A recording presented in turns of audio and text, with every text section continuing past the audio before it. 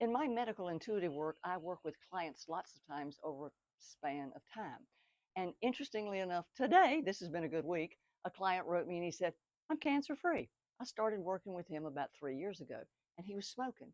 And when we first had our session, I said, you got to stop smoking. You just really need to stop smoking. He said, I don't know if I can do that or not. I said, well, you need to before we do our next session because that just messes up everything.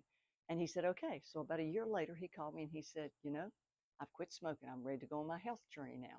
And I said, good for you. And I said, let's see what you got.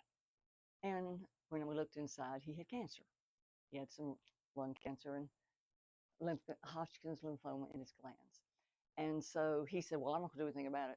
And I said, I'm going to call you every day till you make an appointment with the doctor and get yourself seen because you got stuff to do on earth and you came to be a bright light. So interestingly enough, I did call him for about 3 or 4 days. He said, Brent, quit calling me. I'll make a doctor's appointment. I said, I'm going to stay with you. So I did.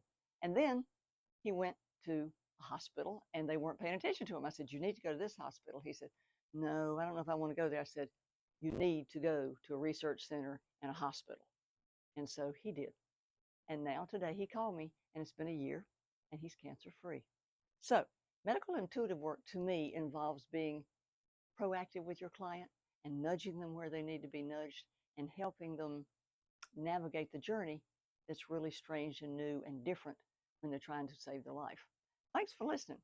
Bye bye.